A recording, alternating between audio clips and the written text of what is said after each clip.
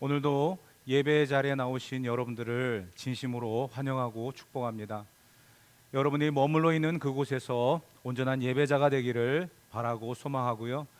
오늘도 온 마음을 다해서 하나님을 찬양하고 경배하는 살아있는 예배가 되어지기를 바랍니다. 다 같이 하나님의 임재를 찬양하고 예배하도록 하겠습니다.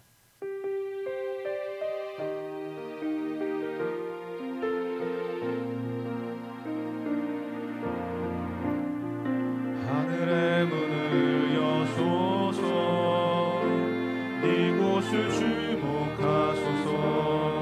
주를 향한 노래가 꺼지지 않으니 하늘을 열고 보소서. 이곳에 임재하소서. 주님을 기다립니다. 기도의 향기가 하늘에 닿으니 주여 임재하여 주소서. 이곳에 오셔서 이곳에 앉으소서. 이곳에서 드리는 예배를 받으소서. 주님의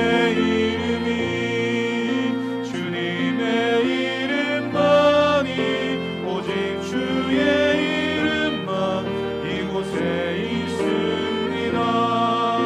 이곳에 오셔서 이곳에 앉으소서. 이곳에서 드리는 예배를 받으소서.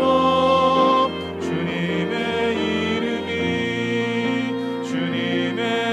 이름만이 오직 주의 이름만 이곳에 있습니다.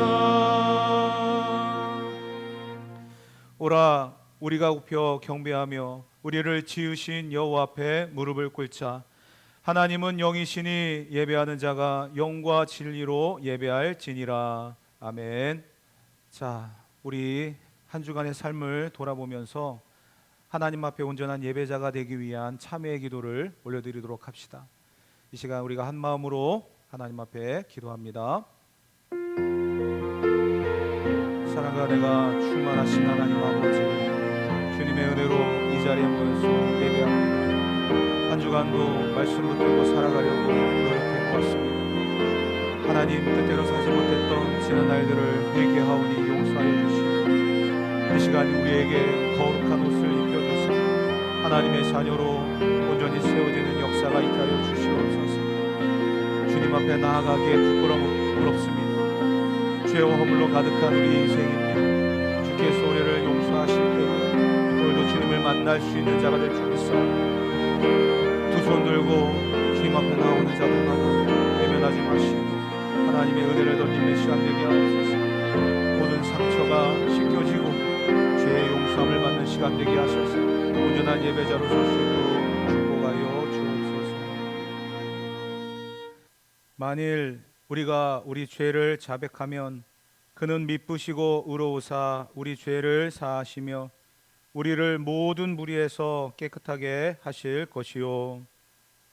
전능하시고 자비로우신 하나님, 다시 한번 주님 앞에 엎드려 경배할 수 있는 기회를 주셔서 감사합니다. 그러나 한 주간의 삶을 돌아보면 죄와 허물로 물들어 있는 우리들의 모습을 발견하게 되어집니다. 십자가의 보혈로 우리를 정결케 하여 주시옵소서.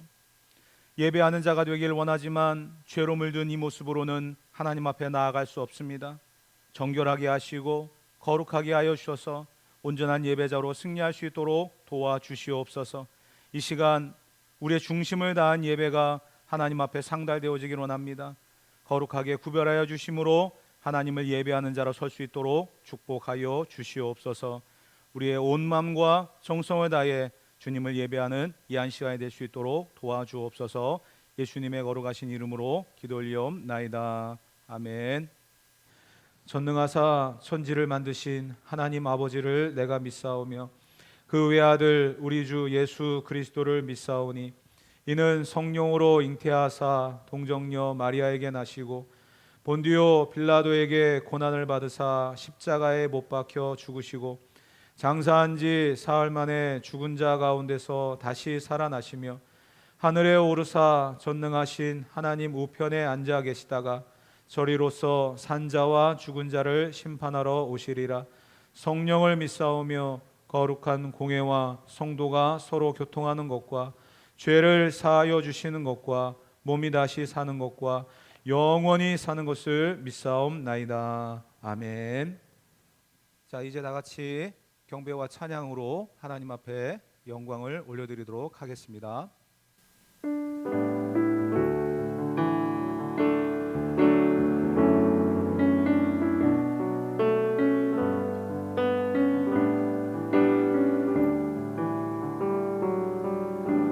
고난한 인생길 힘겨운 오늘도 예수 내 마음 아시네. 지나간 아픔도 마주할 세상도 예수 내 마음 아시네. 고단한 인생길 힘겨운 오늘도 예수 내 마음 아시네. 지나간 아픔도 마주할 세상도 예수 내 마음 아시네. 하루를 살아도 기쁨으로 가리 예수 늘 함께 하시네.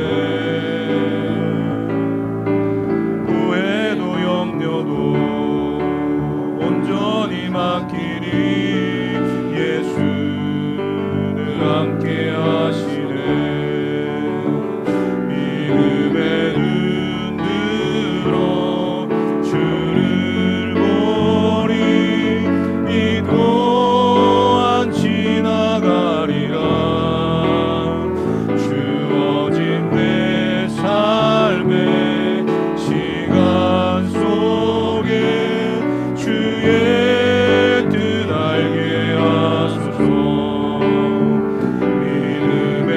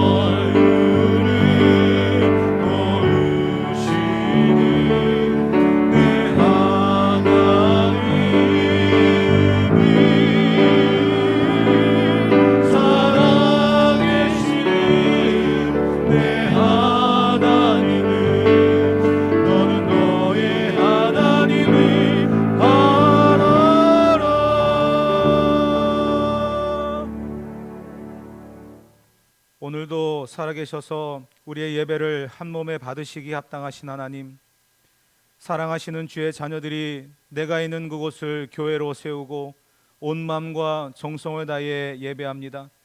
이 시간 성령의 기름 부으심이 넘치기를 소망합니다. 코로나19로 인해 예배 모임마저도 어려운 상황에 있습니다. 우리의 예배 모임이 이웃에게 칼이 되지 않기 위해 교회가 더욱더 조심하고 지금까지의 삶을 돌아보는 계기가 되어야 할 줄 믿습니다. 지금에서야 드는 생각은 온 성도가 함께 모여 예배하는 것이 평범하지 않은 일이었고 하나님의 간섭하심과 은혜가 있었기에 가능했었던 일임을 다시금 깨닫습니다. 모이지 않고 개인적으로 예배를 드리다 보니 게을러지고 마음까지도 멀어지는 것을 감지하게 됩니다. 기도의 횟수가 줄어들고 말씀에 대한 사모함도 예전 같지 않음을 발견합니다. 현실이 어렵고 힘들어질 때마다 믿음의 조상들이 보였던 의연한 자세와 상황에 흔들리지 않는 결연한 각오가 필요한 때가 아닌가 싶습니다. 고통의 자리에 함께 있었고 누구도 가까이 하지 곳에 목숨을 걸고 희생했던 이들이 바로 그리스도인이었다는 사실을 기억하며 온 성도들이 믿음으로 근본 코로나의 위기를 기회로 삼아 이겨나갈 수 있게 도와주시옵소서.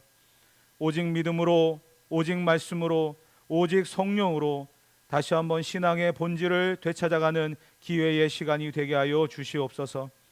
교회를 향한 주변의 시선이 따갑고 싸늘할지라도 이웃을 향한 사랑만큼은 멈추지 않는 교회와 성도들이 되게 하여 주시옵소서. 지금도 무릎으로 기도하는 헌신된 그리스도인들이 있기에 하나님의 나라는 더욱 견고하게 세워져 갈 줄 믿습니다. 사랑하시는 주의 자녀들이 세상이 알지 못하는 기도의 놀라운 능력을 발휘하게 하시고 오늘도 기도하는 사람과 함께 하시는 하나님의 강력한 역사가 죄악으로 물들어 있는 코로나로 인해 신음하고 있는 온 세상을 가득 채워가게 하여 주시옵소서. 비대면 예배가 길어지고 있습니다. 성도들과 교제하며 한마음 한뜻으로 예배하는 시간이 하루속히 허락되어지기를 소망합니다. 성도들과의 교제가 기다려집니다. 선포되어지는 말씀이 기다려집니다. 온 마음과 정성을 다해 찬양하는 시간이 기다려집니다. 성령께서 함께 하시는 은혜의 시간이 기다려집니다. 우리의 예배가 온전히 회복되어지기를 소망하오며 거룩하신 예수님의 이름으로 기도드리옵나이다. 아멘.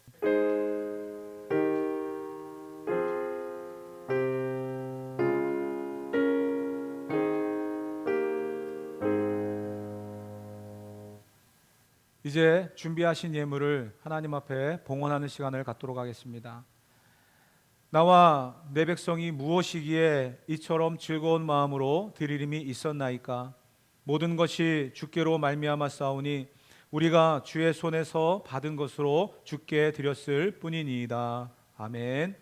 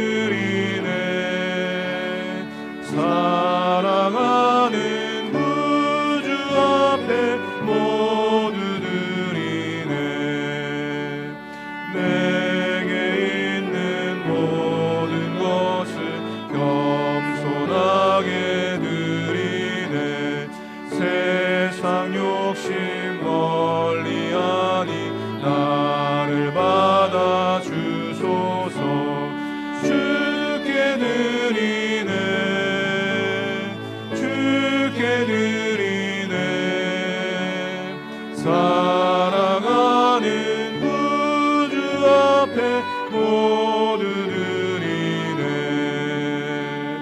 내게 있는 모든 것을 주를 위해 드리네. 주의 성령 충만하게 내게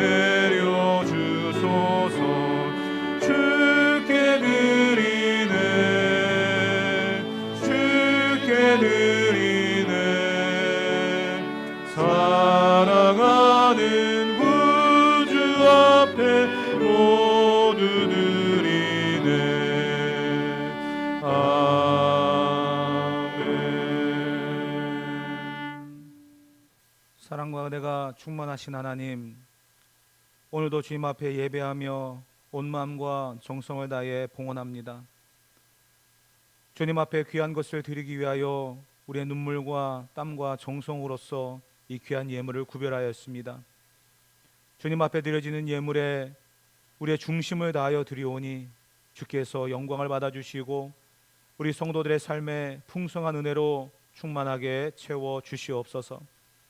추석이라고 하는 절기를 앞에 두고 있습니다. 마음도 분주하고 여러 가지 많은 상황들이 바쁜 가운데서도 주님을 향한 예배에 집중하기 위하여 이 시간도 무릎을 꿇습니다. 온 마음을 다해 봉헌합니다. 성도들이 생업 가운데에 어려운 일을 만나지 않도록 도와주시고 이 명절이라고 하는 이 들뜬 기분 속에서 우리가 놓치고 있는 것이 무엇인지를 다시 한번 돌아보며 하나님 앞에 감사하는 시간이 될 수 있도록 축복하여 주시옵소서. 하나님, 주의 백성들이 이 코로나로 인해서 물질의 어려움 만나지 않도록 도와주시고 하나님께서 피할 길과 이 길임을 도하여 주심으로 날마다 돕는 은혜, 지키시는 은혜, 보호하시는 은혜가 넘쳐나는 시간들이 될 수 있도록 축복하여 주시옵소서. 하나님 앞에 드리기를 위하여 이 시간도 귀한 것을 구별하여 드리는 중심을 기억하여 주시고 자원하는 심령으로 드리는 모든 마음 속에 하늘의 은혜와 축복을 더하여 주심으로 살아가는 주의 백성들, 주의 자녀들이 하나님이 오늘도 우리를 사랑하시고 돌보신다는 사실을 잊지 않고 살아갈 수 있도록 축복하여 주시옵소서. 10회를 구별하여 드립니다.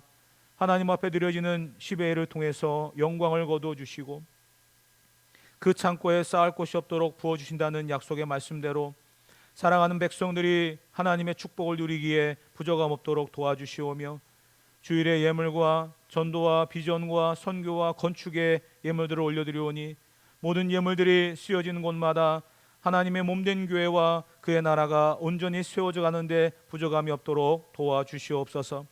감사의 예물들을 올려드립니다.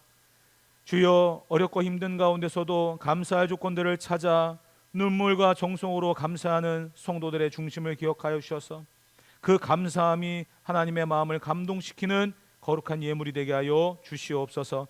날마다 숨쉬는 순간마다 감사의 조건들이 넘쳐나게 하여 주시고 하나님 앞에 헌신과 충성으로서 섬김으로써 날마다 살아가는 데 부족함 없도록 인도하여 주시옵소서. 마음은 원이로되 드리지 못하는 손길들을 기억하여 주시고 그 형편과 처지를 기억하여 주셔서 모든 축복의 반열에 제외되지 않도록 붙들어 주시며 생각하는 대로 원하는 대로 주님 앞에 봉헌하며 헌신할 수 있는 우리 모든 성도들의 삶이 될 수 있도록 축복하여 주시옵소서. 이 시간도 우리의 몸과 마음과 시간과 정성을 하나님 앞에 드릴 수 있게 하심을 감사드리오며 주님 앞에 서는 그날까지 우리의 모든 헌신이 하나님 보좌에 상달될 수 있도록 축복하여 주시옵소서. 거룩하신 예수님의 이름으로 축복하며 기도 올리옵나이다. 아멘.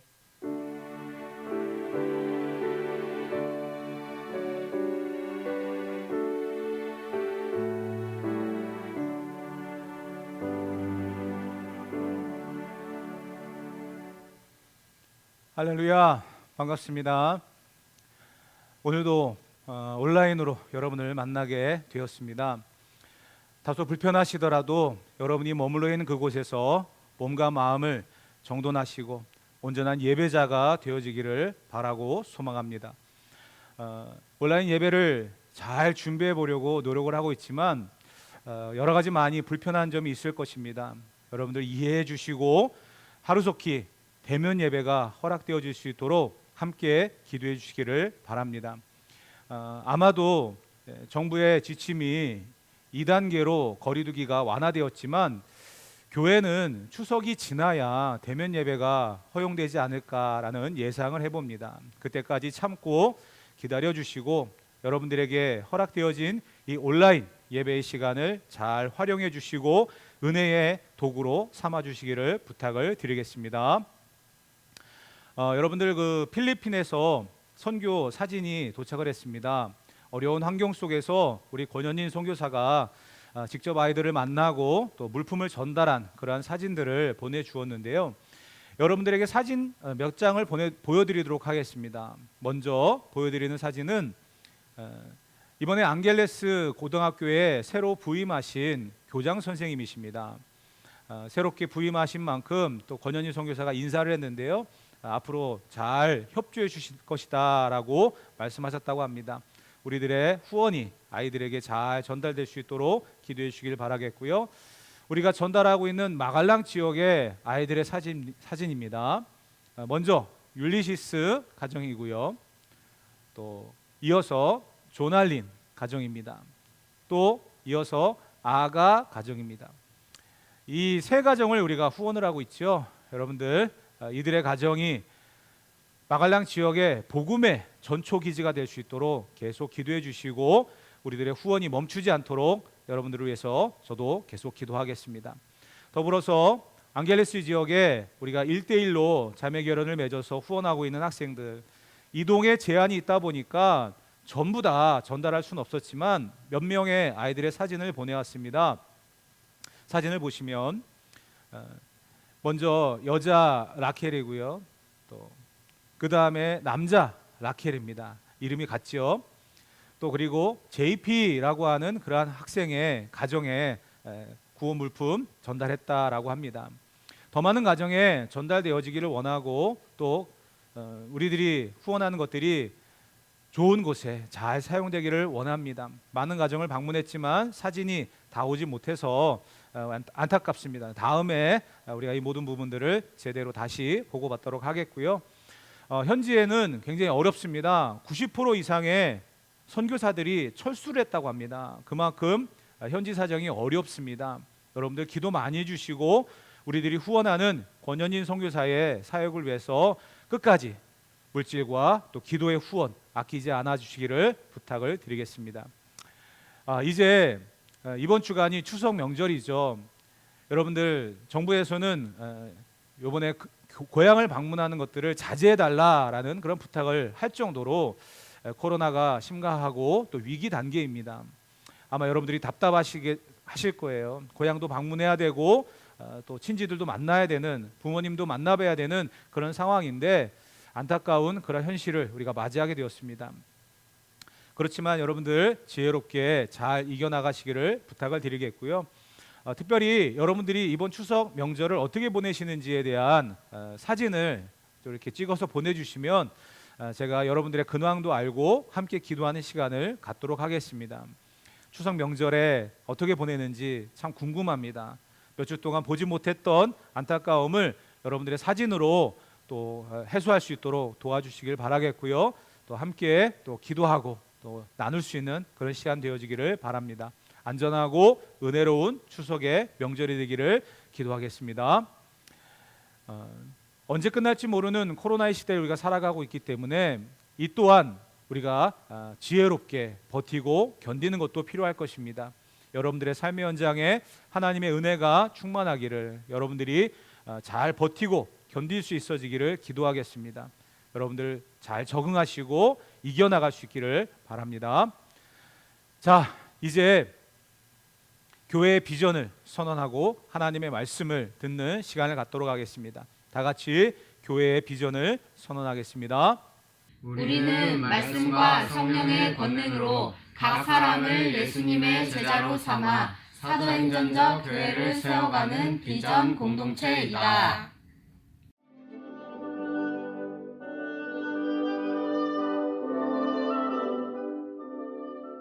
사장.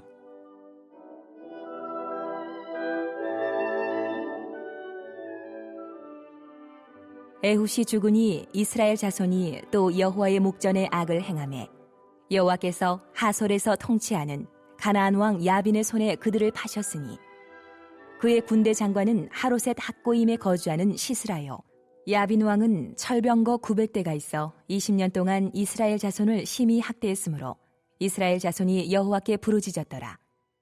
그때에 라피도세 아내 여선지자 드보라가 이스라엘의 사사가 되었는데 그는 에브라임 산지 라마와 베델 사이 드보라의 종려나무 아래에 거주하였고 이스라엘 자손은 그에게 나아가 재판을 받더라.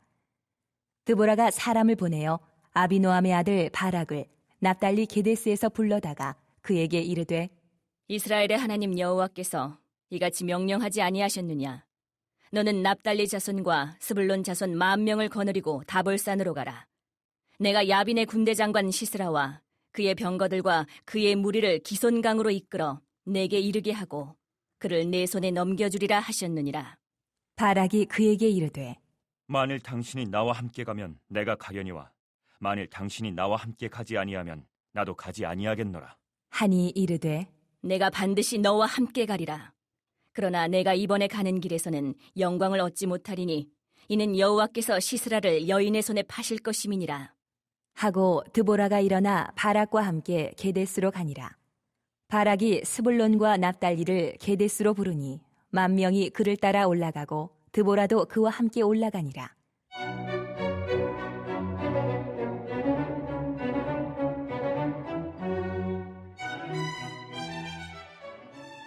모세의 장인 호밥의 자손 중 겐 사람 헤벨이 떠나 게데스에 가까운 사하나님 상수리 나무 곁에 이르러 장막을 쳤더라.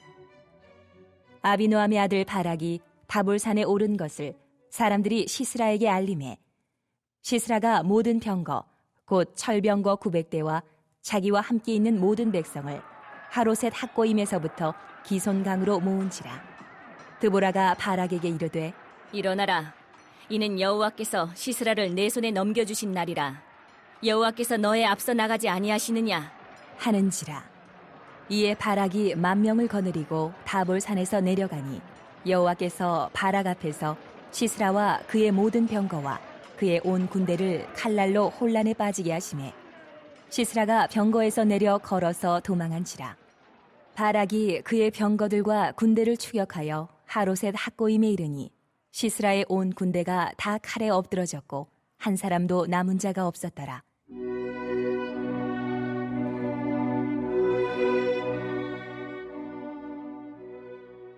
시스라가 걸어서 도망하여 겐 사람 헤벨의 아내 야엘의 장막에 이르렀으니 이는 하솔 왕 야빈과 겐 사람 헤벨의 집 사이에는 화평이 있음이라.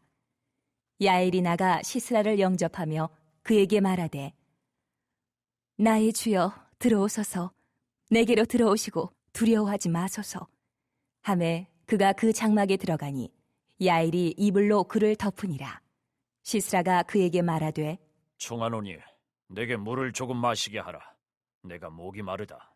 하매 우유 부대를 열어 그에게 마시게 하고 그를 덮으니 그가 또 이르되 장막문에 섰다가 만일 사람이 와서 내게 묻기를 여기 어떤 사람이 있느냐 하거든 너는 없다 하라. 하고 그가 깊이 잠드니 헤벨의 아내 야엘이 장막 말뚝을 가지고 손에 방망이를 들고 그에게로 가만히 가서 말뚝을 그의 관자놀이에 박음해 말뚝이 꿰뚫고 땅에 박히니 그가 기절하여 죽으니라.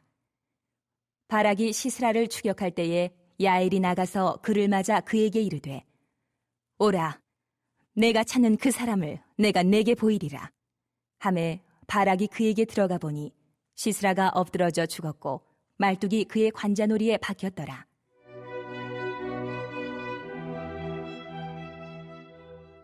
이와 같이 이날에 하나님이 가나안 왕 야빈을 이스라엘 자손 앞에 굴복하게 하신지라. 이스라엘 자손의 손이 가나안 왕 야빈을 점점 더 눌러서 마침내 가나안 왕 야빈을 진멸하였더라. 네, 우리는 지난 시간까지 사사기에 등장하고 있는 3명의 사사를 살펴보았습니다. 그들을 통해서 주시는 교훈들이 우리의 삶에 잘 적용되어지고 또 우리의 믿음을 든든히 세워가기를 축복합니다. 사사기의 주제가 무엇이라고 말씀을 드렸죠? 사사기의 주제는 하나님이 주시는 약속의 땅에서 누리는 안식에 대한 문제였습니다. 하나님이 진정한 안식을 주시는 분이고 약속의 땅에서 안식을 누릴 것을 말씀하고 있습니다. 그런데 그들이 안식을 누리지 못한 이유가 무엇이었습니까? 첫째는 자녀들에게 진정한 신앙의 전수가 이루어지지 못했고 하나님의 말씀과 교훈을 잊어버린 다음 세대는 여호와 보시기에 악을 행하고 하나님 앞에 징계를 받았다라는 것이 사사기의 전체적인 흐름입니다. 우리는 하나님이 주시는 진정한 평안과 안식의 주인공이 되어야 될 줄 믿습니다. 그러기 위해서는 저와 여러분들의 가정을 믿음으로 든든히 세워야 할 것이고요. 특별히 자녀들을 하나님의 말씀으로 양육하며 훈련시키는 일에 최선을 다해야 될 것입니다. 그러지 아니하면 사사기에서 말하고 있는 다른 세대, 여호와를 알지 못하는 또 다른 세대가 세워져서 결국에는 하나님 앞에 악을 행하는 결과를 만들 것입니다. 저와 여러분들이 이러한 사명을 잊지 말고 믿음의 가정을 든든히 세워갈 수 있는 자녀들을 하나님의 말씀으로 양육할 수 있어지기를 주님의 이름으로 축복합니다. 오늘 본문에 등장하고 있는 드보라라고 하는 사사는 여자 사사입니다. 첫 번째로 등장하고 있는 여자 사사죠. 사실 두 번의 경험이 있었어요. 온니엘이나 에훗이나 삼갈이나 이러한 사람들의 이야기를 통해서 우리가 알 수 있었던 게 뭐냐면, 하나님은 이스라엘 백성들의 부르짖음을 외면하지 않고 그들의 부르짖음에 반응하셨다는 사실입니다. 그리고 그때마다 사사를 세우시고 이스라엘을 평강으로 인도하셨다라는 이야기죠. 오늘 본문에 등장하고 있는 이 드보라라고 하는 사사는 여자 사사이지만 이를 통해서 하나님이 참 놀라운 역사들을 이루어가게 되시는데요. 오늘 본문을 한번 하나하나씩 살펴보면서 내려가도록 하겠습니다. 본문 1절 말씀입니다. 에훗이 죽으니 이스라엘 자손이 또 여호와의 목전에 악을 행하매. 또 여호와의 목전에 악을 행했다라는 것이 본문의 시작입니다. 왜 반복이 될까요? 왜 이들은 또 여호와 앞에 악을 행하는 그런 사람들이 되었을까요? 에훗이 죽었다라고 하는 전제도 우리가 무시할 수 없습니다. 여호수아가 죽은 이후에 또 다른 세대가 일어났던 것처럼, 온니엘이 죽은 이후에 또 여호와 앞에 범죄하였던 것처럼, 마찬가지로 에훗이 죽은 이후에 여호와 앞에 범죄하는 이들의 모습, 여기서 우리는 이런 모습을 한번 살펴볼 필요가 있습니다. 이들의 회개가 정말 진정한 회개였을까? 또다시 범죄하고 또다시 악을 저지르는 이 모습들, 여기에서 우리는 진정한 회개의 필요성을 보게 되어지고요. 또 한 가지, 자녀들, 다음 세대에게 하나님의 교훈을 전달하지 아니하면 이와 같이 여호수아가 죽은 후에, 온니엘이 죽은 후에, 에훗이 죽은 후에 또다시 여호와 앞에 악을 행하는 그러한 모습이 반복된다는 것, 그것을 우리가 깊이 묵상하면서 오늘 이 말씀을 읽어 내려갔으면 좋겠습니다. 2절 말씀을 연이어서 보도록 하겠습니다. 여호와께서 하솔에서 통치하는 가나안 왕 야빈의 손에 그들을 파셨으니 그의 군대 장관은 하로셋 학고임에 거주하는 시스라요. 또 여호와 앞에 악을 행했던 그 세대에게 하나님은 징계를 내리십니다. 그 징계를 내리시는 그러한 장면에서 등장하는 인물이 바로 가나안 왕 야빈이었고요. 또 그 가나안 군대를 지휘하고 있는 시스라라고 하는 군대의 장관입니다. 그런데요, 여기 2절에 보게 되어지면 가나안 왕 야빈에게 이스라엘을 파셨다라고 기록하고 있는데, 전에도 말씀을 드렸지만 파셨다라고 하는 게 무슨 의미라고요? 하나님이 그 소유권을 넘기셨다. 이제는 내 백성이 아니고 내 자녀가 아니고 내가 관리하지 않겠다라는, 포기한다라는 그런 의미라고 말씀을 드렸죠.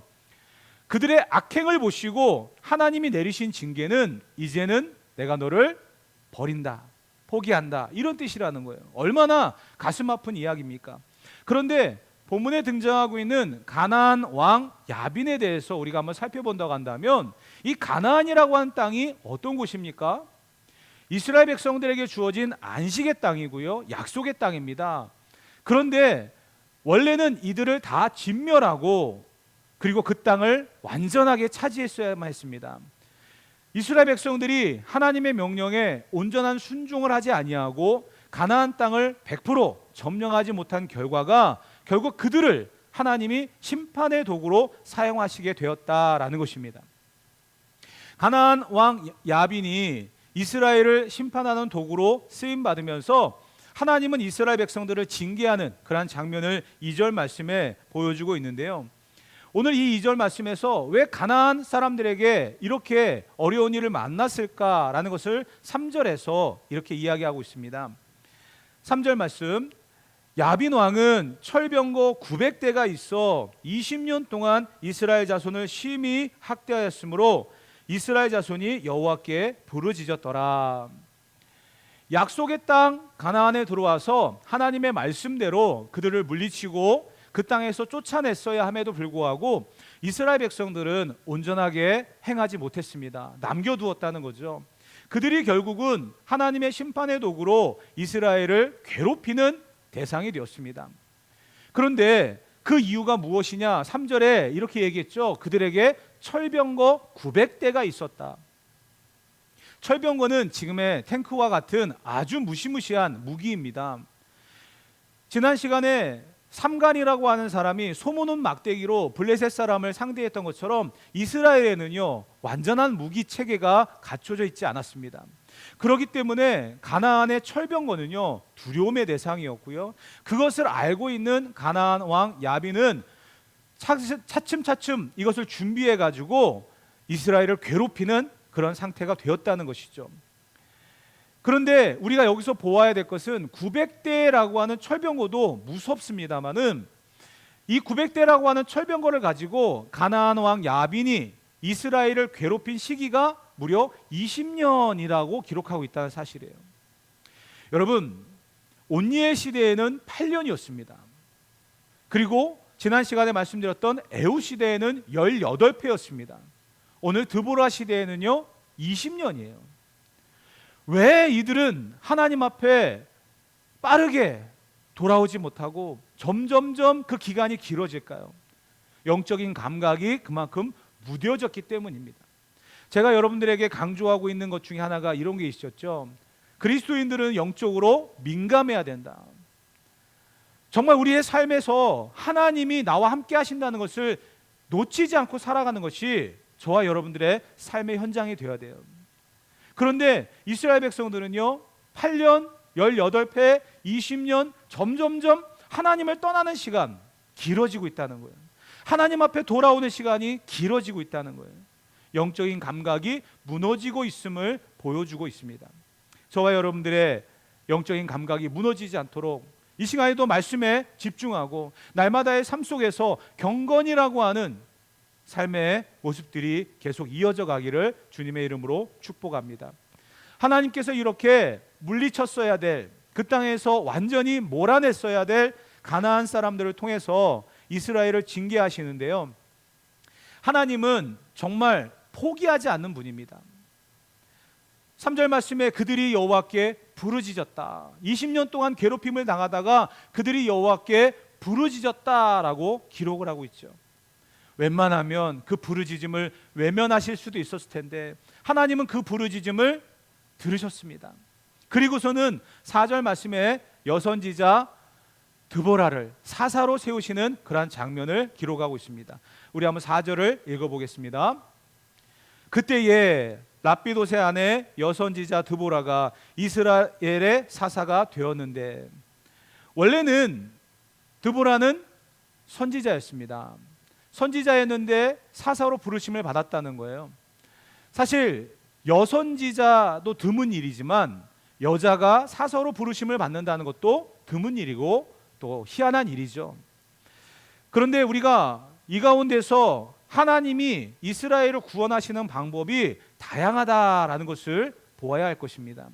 한 가지 측면으로만 접근한다고 한다면 하나님을 생각하고 또 묵상하는데 좁아질 거예요. 그런데 다양한 방법으로 하나님이 우리를 구원하시고 이끌어 가신다는 사실을 보게 되어지면 하나님의 사랑과 은혜, 하나님의 놀라운 기적적인 그러한 삶의 모습들을 우리는 다시 한번 느끼게 될 것입니다. 5절 말씀에 보게 되어지면 그가 어떠한 인물인지를 이렇게 이야기합니다.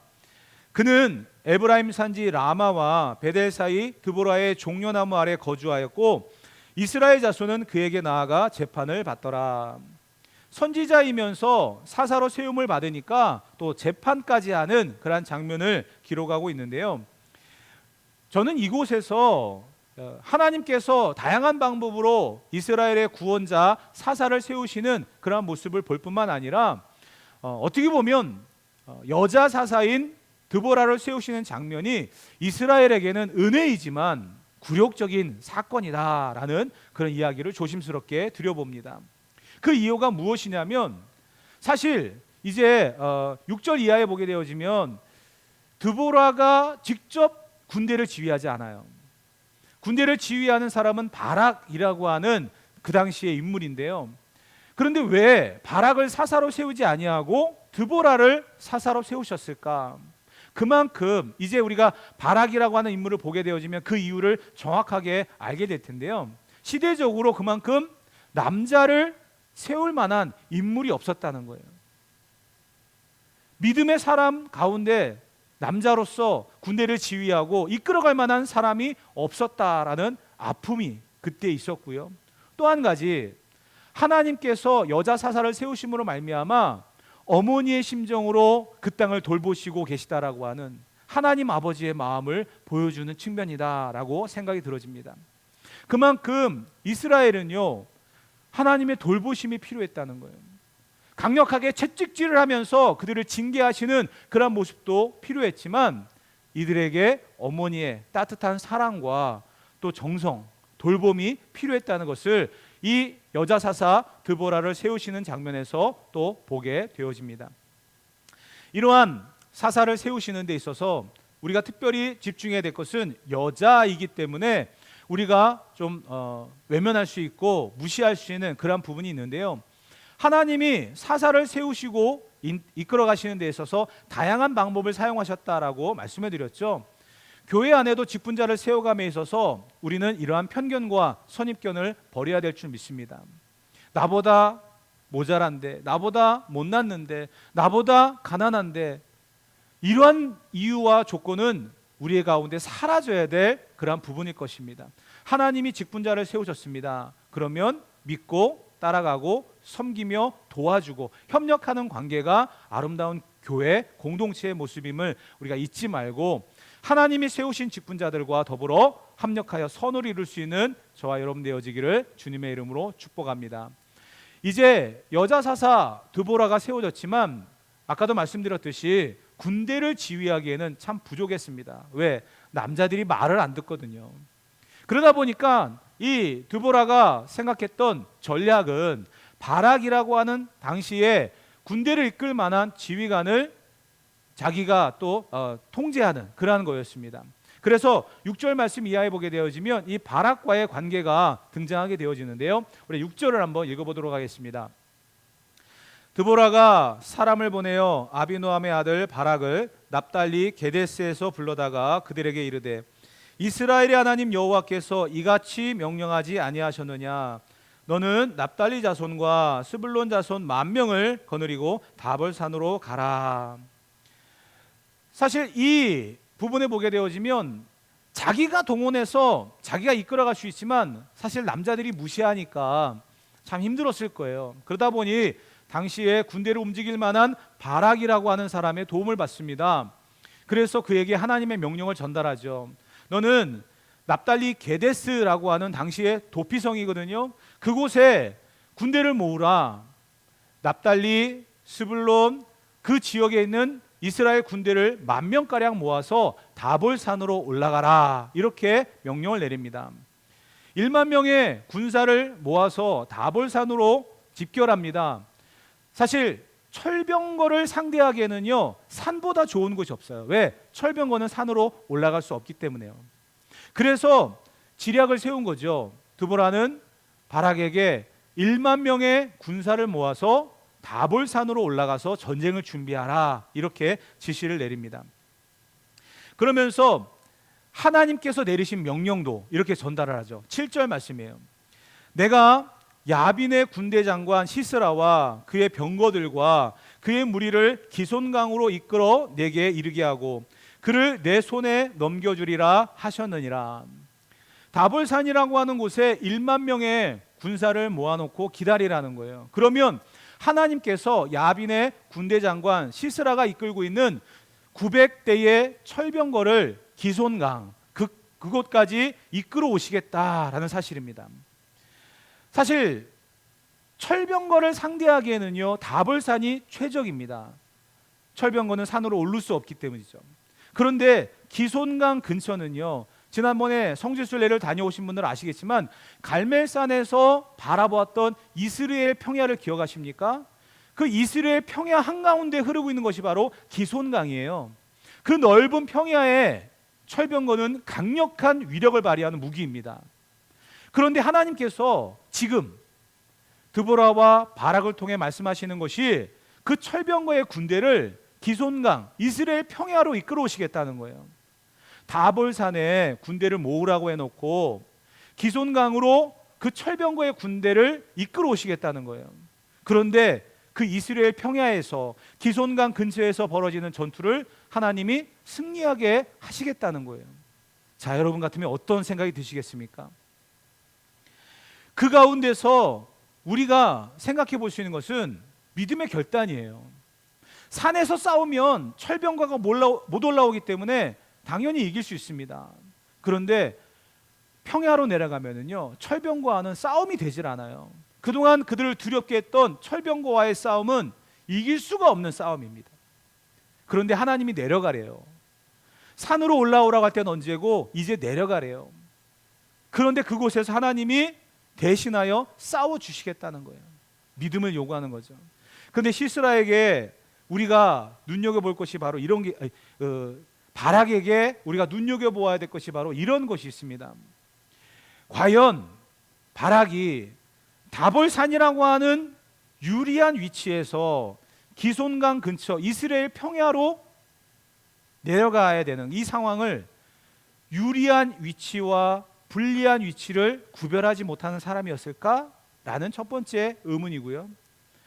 두 번째, 하나님께서 철병거를 무력화시켜 주시겠다고 하는데 과연 어떻게 이 철병거를 무력화시키실 것인가?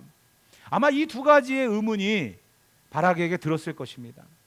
그런데 이 의심이 어떻게 있었을까? 왜 그에겐 그런 의심이 있었을까를 유추해 보는 것은요, 그 다음부터 등장하는 성경 구절 때문이에요. 우리가 8절을 한번 읽어보겠습니다.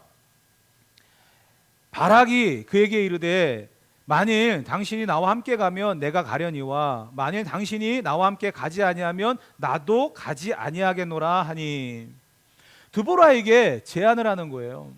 우리는 이 다볼산에서 싸우면 이길 수 있는데 기손강 근처 이스라엘 평야로 내려가면 철병거와 싸워서 이길 수가 없습니다.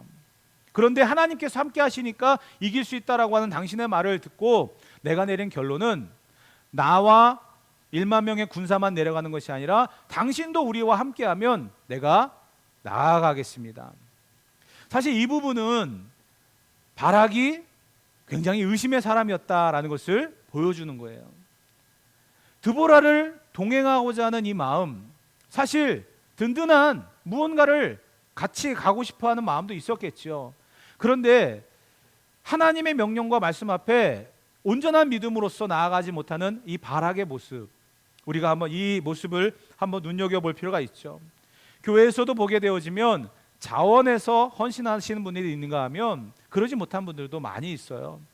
그러다 보면 드보라와 같은 분이 있는가 하면 바락 같은 분도 있다는 거죠. 의심하기도 하고 힘들어하기도 하고 주저앉기도 하고, 그래서 드보라와 같이 함께 동역하면서 주의 일을 감당해야 되는 그러한 사명자들도 필요한 것입니다. 다양함을 인정해야 된다는 거예요. 그러면서 우리는 분명히 알아야 될 것이 우리의 사역에 기름 부어주시고 우리를 사용하시는 하나님을 온전히 믿음으로써 바라보는 것이 필요할 줄 믿습니다. 야고보서 1장 6절로 7절 말씀에 보게 되어지면 이런 말씀이 기록되어 있어요. 오직 믿음으로 구하고 조금 더 의심하지 말라. 의심하는 자는 마치 바람에 밀려 요동하는 물결 같으니 이런 사람은 무엇이든지 주께 얻기를 생각하지 말라. 믿음으로 나아가래요. 의심하지 말래요. 하나님께서 주시는 사명, 비전, 의심하지 말랍니다. 이것이 우리들의 삶에 적용되어져야 될 것이고요, 하나님을 기쁘시게 하는 삶의 영역이 되어야 될 줄 믿습니다. 이렇게 의심을 하고 두들겨보고 했던 바락이에요. 그러다 보니까 이런 결과가 생깁니다. 9절 말씀을 다 같이 한번 읽어볼게요. 이르되 반드시 너와 함께 가리라. 그러나 내가 이번에 가는 길에서는 영광을 얻지 못하리니 이는 여호와께서 시스라를 여인의 손에 파실 것임이라 하고 드보라가 일어나 바락과 함께 게데스로 가니라. 바락이 군대의 장관으로서 이스라엘의 군대를 통솔합니다. 결국 하나님이 이 전쟁을 승리케 하셨거든요. 근데 문제는 의심이 있었다는 거예요. 그러다 보니까 드보라가 내가 너와 함께 가겠다라고 말하면서 굴욕적인 그런 이야기를 합니다. 내가 이번에 가는 길에서 영광을 얻지 못하리라. 이 전쟁에 대한 예언을 하고 있는 거예요.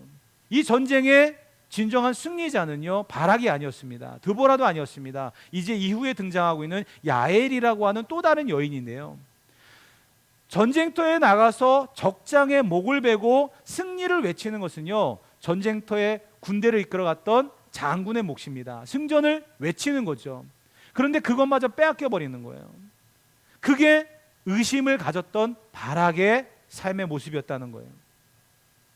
우유부단한, 결정도 못하고 여인에게 함께 가지 아니하면 나도 함께 가지 않겠다라고 말했던 바락, 결국 그에게 주어진 결과는 전쟁의 온전한 승리를 거머쥐지도 못하고 그 영광마저 빼앗기는 그러한 것이었다라는 사실입니다. 그러면서 갑자기 등장하는 한 사람이 있습니다. 그 영광을 받아 누릴 한 사람이에요. 11절 말씀 보도록 합시다. 모세의 장인 호밥의 자손 중 겐 사람 헤벨이 떠나 게데스에 가까운 사하나님 상수리 나무 곁에 이르러 장막을 쳤더라. 본문에 느닷없이 겐 사람이 등장합니다. 모세의 장인 호밥의 자손 중에 있는 한 족속이라고 이야기하죠. 그 이유가 무엇일까요? 그 이유는요, 다른 게 아니에요. 지금 게데스가 어느 곳입니까? 바락의 군대와 시스라의 군대가 싸우고 있는 곳이에요.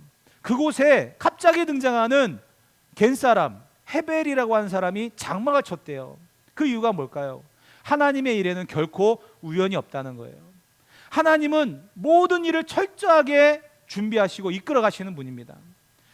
겐 사람 헤벨이라고 하는 사람이 게데스 가까운 곳에 장막을 쳤는데요, 결국은 이 장막에서 시스라가 죽습니다. 하나님께서 이 한 절을 기록함으로 말미암아 앞으로 펼쳐져 갈 바락에게 너의 영광을 네가 거두지 못하고 다른 사람에게 빼앗기리라 라고 하신 이후에 등장하고 있는 이 헤벨의 가정에 하나님께서 놀라운 기적적인 역사들을 이루어 가신다라는 사실입니다. 우리들의 삶에도 결코 우연은 없습니다. 하나님의 놀라운 뜻과 비전과 계획만 있을 뿐입니다. 우리가 믿음의 눈을 들어서 하나님의 일들을 바라볼 수 있어지기를 축복합니다. 이것이 저와 여러분들의 몫이죠. 이제 전쟁의 이야기를 계속해서 본문을 가지고 해보도록 하겠습니다.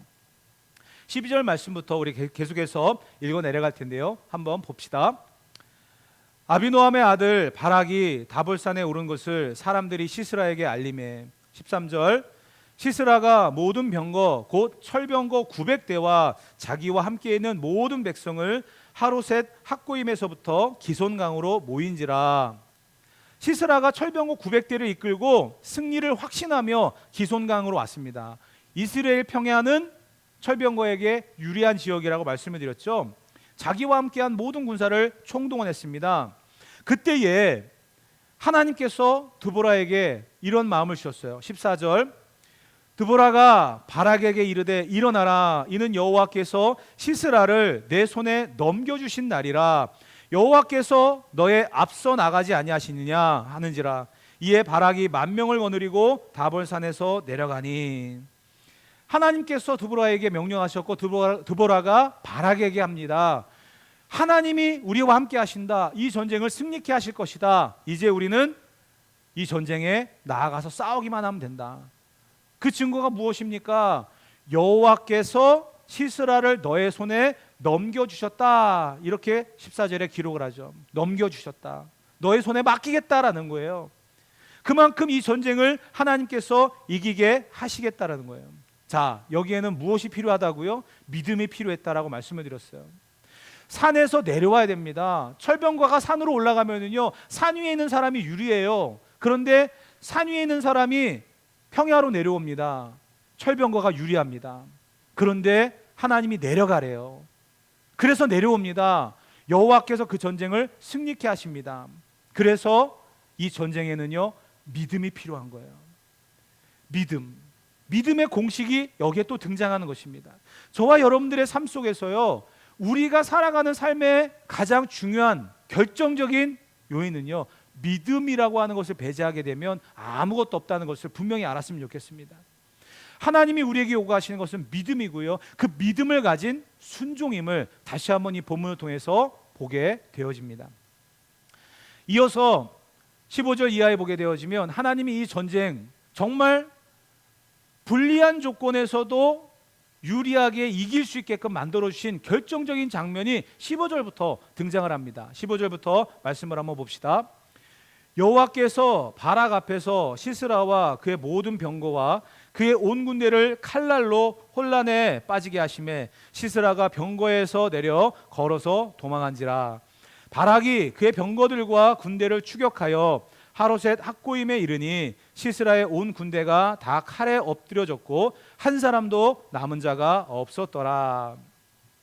사실 이 부분에 대해서 성경학자들의 많은 이야기들이 있습니다. 또 고고학자들, 그 지역을 연구하는 많은 고고학자들도요, 이 부분에 대해서 동일하게 이야기하고 있는 것 중에 하나가 이스라엘 평야는 철병거가 다니기에는 좋은 곳이에요. 그런데 왜 그 철병거가 만 명의 이스라엘 군대에게 패했을까? 그 이유는 하나님이 그곳에 비를 내리셨을 것이다 라는 겁니다. 자, 단단한 땅에 비가 내리면 그 땅은 질퍽해지죠. 그러면 철병거는요, 움직일 수가 없어요. 아무리 강력한 무기인 철병거도요, 움직이지 못하면 속수무책이죠. 그래서 이스라엘 군대가 이길 수밖에 없었다는 거예요. 철병거가 움직이지 못했다라는 증거를 해주는 게 15절에 보게 되어지면 시스라가 병거에서 내려서 걸어서 도망을 갔답니다. 철병거가 움직일 수 있으면 자기 병거 타고 도망을 가면 됐을 텐데 움직이지 못하는 상황이 되니까 철병거를 버려두고 걸어서 도망을 가는 그런 상황이 됐고요. 16절에는요, 바락과 그의 모든 군대가 전멸하는 그런 상황이 발생했다는 거예요. 이 전쟁은 여호와의 전쟁입니다. 하나님이 승리케 하셨다는 거예요. 그러기 때문에 하나님께서는요, 이 전쟁에 믿음을 요구하셨던 거예요. 유리한 고지인 다볼산이 아니라 비록 불리한 조건이라도 믿음을 가지고 나아갈 때 기손강 이스라엘 평야에서 이기게 하시는 하나님, 그 하나님을 바라보고 나아가는 믿음 있는 자에게 주시는 진정한 승리, 우리는 이것을 본문을 통해서 볼 수 있기를 바라겠고요, 저와 여러분들의 삶 속에서도 이러한 믿음의 역사들이 일어나기를 간절히 소망하고 축복합니다. 찬송가 384장에 보게 되어지면 이런 가사가 있죠. 믿음으로 사는 자는 하늘 위로를 받는다. 무슨 일을 만나든지 만사 형통하리라. 저와 여러분들이 이 찬송가의 가사처럼 믿음으로 살아가서 무슨 일을 만나든지 만사 형통하는 역사들이 일어나기를 주님의 이름으로 축복합니다. 계속해서 보게 되어지면 이제 이 전쟁은 여기서 끝나는 것이 아니죠. 진정한 승리는 이제부터 주어지고 이어져 갑니다. 17절 말씀을 보게 되어지면 이제 시스라가 이렇게 행동을 하죠. 17절, 시스라가 걸어서 도망하여 겐사람 헤벨의 아내 야엘의 장막에 이르렀으니 이는 하솔 왕 야빈과 겐사람 헤벨의 집 사이에는 화평이 있음이라. 갑자기 등장했던 이 헤벨의 집에 시스라가 도착을 하죠. 결코 우연이 아니라고 말씀을 드렸습니다.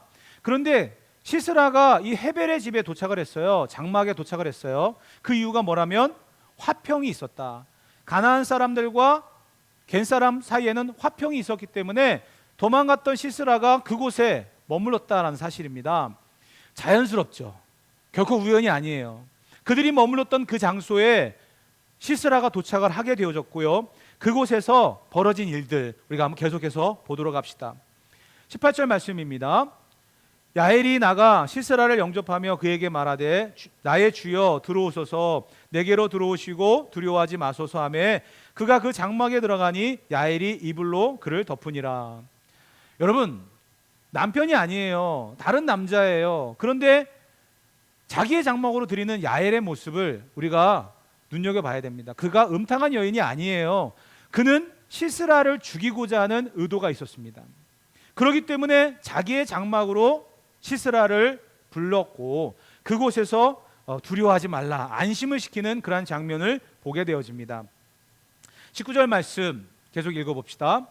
시스라가 그에게 말하되 청하노니 내게 물을 조금 마시게 하라. 내가 목이 마르다 하매 우유부대를 열어 그에게 마시게 하고 그를 덮으니 그가 또 이르되 장막문에 섰다가 사람이 와서 내게 묻기를 여기 사람이 있느냐 하거든 너는 없다 하라 하고 그가 깊이 잠드니 헤벨의 아내 야엘이 장막 말뚝을 가지고 손에 방망이를 들고 그에게로 가만히 가서 말뚝을 그의 관자놀이에 박음에 말뚝이 꿰뚫고 땅에 박히니 그가 기절하여 죽으니라. 지금 전쟁에서 지쳐 도망온 시스라를 자기의 장막으로 불러들인 야엘입니다. 그리고 그에게 우유를 대접했어요. 그러니까 긴장이 풀어지면서 잠이 들었습니다. 그리고서는 잠든 걸 확인하고 방망이 하나와 말뚝을 가지고 시스라에게 다가가서 이 관자놀이에다가 그 말뚝을 박습니다. 그리고 죽어요, 시스라가. 당시에 이 천막을 치는 이 베두인 민족은요, 이동을 해야 되기 때문에 항시 천막을 잘 치고 이 말뚝을 박는 데 익숙해 있던 그런 종족입니다. 여자라고 해서 예외는 아닙니다. 그러다 보니까 이 야일이라고 하는 사람도 평상시의 습관대로 방망이와 말뚝을 가지고 이것을 쳤을 때 비껴나가는 일이 없었던 거예요. 물론 두려움도 있었을 겁니다. 용기도 필요했을 거예요. 그러나 이것을 한 방에 처치할 수 있었던 이유는 평상시에 그 일을 해왔던 사람이기 때문에 가능했던 부분이고요. 그것을 관자놀이에다 박으니까 시스라는 그만 죽게 되어집니다. 그리고 시스라를 쫓아왔던 바락이 이것을 발견하고 또 일을 진행하죠. 22절 말씀. 바락이 시스라를 추격할 때에 야엘이 나가서 그를 맞아 그에게 이르되 오라 내가 찾는 그 사람을 내가 내게 보이리라 하매 바락이 그에게 들어가 보니 시스라가 엎드러져 죽었고 말뚝이 그의 관자놀이에 박혔더라. 참 우리는 여기에서 바락이 늘 여인의 뒤만 쫓아다니는 그런 사람임을 또 보게 되어집니다. 드보라에 의해서 명령을 받고 지시를 받아야 되는 사람이었고요. 또 야엘에게 그 승리의 영광을 빼앗기는 그러한 장면을 봅니다. 9절에 의심했던 바락에게 드보라가 뭐라고 얘기했습니까? 너의 영광을 누리지 못할 것이다. 그런데 그 영광을 누가 누려요? 야엘이 누리고 있다는 거예요. 결국 방망이 하나 가지고 말뚝 하나 가지고 시스라를 죽였던 이 야엘이 진정한 전쟁의 승리자가 되어지고 영광을 거두게 되어집니다.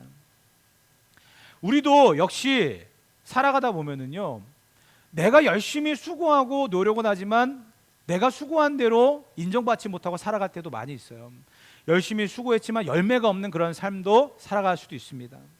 섬겼지만 상급이 없는 그러한 경우도 있습니다. 그 이유가 무엇일까요? 조건적으로 이유를 달고 핑계를 대기 때문에 그래요. 하나님이 주시는 일들은요, 믿음으로 감당하는 게 필요하다는 거예요. 순종은 믿음이 동반되지 않으면 절대로 이루어지지 않습니다. 물론 억지로다로 순종하면 하나님께서 주시는 축복이 있어요. 그렇지만 진짜 온전한 축복은 믿음으로써 나아갈 때 그 순종의 결과인 줄 믿습니다. 오늘 본문에 등장하고 있는 이 야엘이라고 하는 여인이 보여주는 이 한 가지의 모습, 하나님만 이 여인에게 축복하신 게 아니라 드보라도 사사기 5장에서 이 여인을 이렇게 축복합니다. 5장 24절의 말씀을 다 같이 읽어봅시다. 겐 사람 헤벨의 아내 야엘은 다른 여인들보다 복을 받을 것이니 장막에 있는 여인들보다 더욱 복을 받을 것이로다. 사랑하는 성도 여러분, 하나님께서 우리에게 요구하시는 것은 믿음이라고 말씀을 드렸어요. 믿음을 가진 진정한 순종입니다. 우리가 가진 것은 방망이와 말뚝밖에 없어요. 무기가 아니에요. 그런데 그것 가지고 전쟁의 승리자가 되어집니다. 에훗은 왼손잡이였어요. 오른손이 불구였습니다. 그런데 사사로 셈을 받았죠. 삼갈은 칼이 아닙니다. 소문은 막대기로 블레셋 사람 600명을 무찔렀습니다. 오늘 야엘은 방망이와 말뚝으로 적장의 목숨을 끊었습니다. 여러분들의 손에 무엇이 들려 있습니까? 여러분들의 손에 완전한 무기가 있기를 바랍니까? 아니에요. 하나님은 우리에게 이 시간 믿음을 요구하시고 여러분의 손에는 완전한 무기가 아닌 하나님의 말씀이 들려지기를 바랍니다. 그랬을 때 그 말씀 가지고 살아가는 자들에게 하나님은 진정한 승리를 주시는 거예요. 저와 여러분들의 삶 속에 하나님 말씀으로 무장하고 그 말씀이 능력이 되어져서 살아갈 수 있어지기를 바랍니다. 자, 이렇게 드보라, 바락, 야엘이라고 하는 세 명의 사람들이 활동했던 이 한 사건을 통해서 하나님이 펼쳐가시는 구원의 역사를 23절과 24절에 이렇게 마무리하고 있습니다. 다 같이 읽어봅시다. 이와 같이 이날에 하나님이 가나안 왕 야빈을 이스라엘 자손 앞에 굴복하게 하신지라. 이스라엘 자손의 손이 가나안 왕 야빈을 점점 더 눌러서 마침내 가나안 왕 야빈을 진멸하였더라. 점점 더라고 하는 표현이 있어요. 점점 더. 이 한 사건을 통해서 완전하게 끝난 게 아니라는 거예요. 드보라, 바락, 야엘이라고 하는 세 사람이 등장해서 시스라의 군대를 전멸했지만 이것으로 완전한 화평과 또 승리로 모든 것이 끝난 게 아니라 이 사건이 계기가 되어져서 이스라엘 사람들이 용기를 얻었다는 거예요. 그래서 가나안 사람들을 점점점 멸하기 시작했고 진정한 안식이 그 땅에 이루어지게 되었다는 겁니다. 사랑하는 성도 여러분, 오늘 저와 여러분들의 믿음의 순종이 또 다른 사람에게 동기를 줄 수 있다는 사실을 잊지 않았으면 좋겠습니다. 내가 믿음으로 결단하고 살아가는 거 하나님과 나와의 관계입니다. 중요한 문제입니다. 그러나 그 사실을 보고 있는 또 다른 우리의 가족, 우리의 자녀들, 내 주변의 사람들이 믿음의 동기를 얻을 수 있다고 한다면 그것만큼 더 좋은 게 있을까요? 우리가 말로써 다른 사람을 가르치고 설득시키는 방법도 있습니다. 그러나 내가 믿음으로 살아가서 하나님의 영광을 드러내는 순종의 결과를 만들어갈 때 그 모습을 바라보면서 또 다른 누군가가 도전을 받고 용기를 얻을 수 있다고 한다면 우리는 주저하지 말고 우리에게 주어진 사명과 우리들에게 허락되어진 일상에서 최선을 다하는 삶을 살아가야 될 줄 믿습니다. 저와 여러분들의 믿음의 결단, 순종의 역사가 오늘 또 다른 누군가에게 동기를 주고 그 사람의 마음을, 그 사람의 삶을 움직일 수 있다는 사실을 잊지 말고 오늘도 드보라처럼 야엘처럼 하나님 앞에 온전한 믿음의 역사를 세워갈 수 있어지길 바라겠고요. 바락처럼 의심하거나 주저하는 그러한 삶이 아니 되어지기를 다시 한번 주님의 이름으로 부탁을 드립니다.